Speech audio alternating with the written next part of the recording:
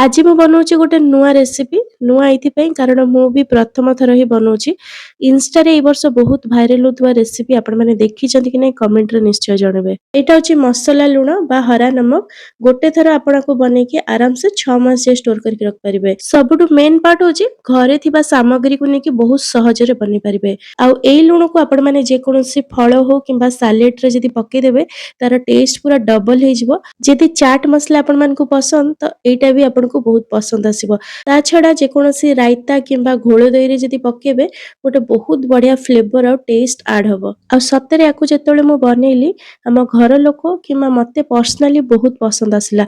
एबे मु प्राय याकु बनेकी स्टोर करके रखिबी। आशा करछि आपण मानकु भी भल लागिबो सेति आपण मानन सहित शेयर करछि। जदी वीडियो भल लागिबो निश्चय लाइक करिवे शेयर करिवे। जदी एबे जे चैनल को सब्सक्राइब करनंती सब्सक्राइब कर देबे। जदी फेसबुक पेज रे देखचंती फॉलो करिया को जमा भी भूलिबेनी। तेबे चलंतु आज रेसिपी स्टार्ट करबा। नमस्कार मु मिली आपण समस्त को होम फूड चैनल को बहुत बहुत स्वागत करछि। आज रे मसाला लूण बनिया पे हमकु दरकार धनिया पत्र पुदीना पत्र कंचा लंका अदा रसुण एटी देखंतु मु गोटे प्लेट रे भलो भाबरे काटिकी धोईकी रखिछि। एटी मो पाखा पाखी आधा बिडा धनिया पत्र नेछि ता सहित 2 मुठा हबो पुदीना पत्र नेछि। आपण क्वांटिटी कम बेसी करि परिबे जोटा आपनको पसंद नले केवल धनिया पत्र बा केवल पुदीना पत्र भी बनि परिबे। ता सहित एटी मो गोटे बड़ खंड अदा पाखा पाखी 2 रु 2.5 इंच हबो आ एटी 10 रु 12 टा कंचा लंका दीटा मीडियम साइज रो गोटा रसुण चोपा छड़ेकी नेछि 1.5 बड़ चामच नेछि गोटा जीरा ता सहित एटी देखंतु 2 बड़ चामच काला लूण ए सब को हमें गोटे ग्राइंडिंग जार रे दे दबा। लास्ट रे एटी दबा जोटा कि मेन ए रेसिपी रो लूण एटी मु नेछि आधा कप पाखा पाखी 80 ग्राम हबो।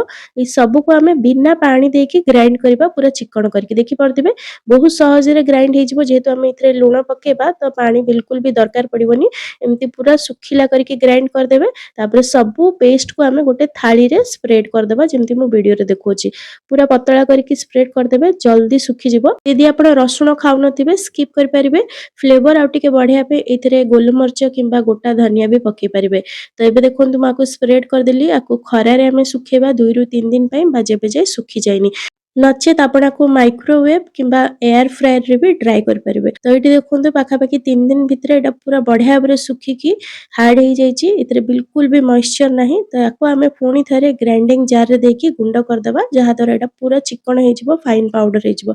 एटी देखंतु हमर मसाला लूण पूरा पूरी रेडी बहुत बढ़िया वासना आसुची। जदी आपण पाखरे खरार सुविधा नै तो आपण फैन तळे भी सुखी की बनै परिबे। फैन तळे भी बहुत बढ़िया बरे सुखी जिवो गोटे दिन अधिका समय लागिवो। मो हिसाब रे गोटे थर आपण माने अल्प क्वांटिटी रे बने की देखंतु आपण मान को बहुत पसंद आसीबो। एबे तो मार्केट रे बहुत सहज रे सस्ता रे पुदीना धनिया पत्र पाई जिवे आनी के निश्चय थरे बनांतु। एई लूण को आपण जे कोनोसी सफा सुखिला एयर टाइट डब्बा रे स्टोर करके आराम से 6 मास जे रखी खाय परिबे जमा भी खराब हबनी। आशा करछि आज रो वीडियो भल लागथिबो। पुणी आसीबे नुवा रेसिपी नै की रहूची धन्यवाद।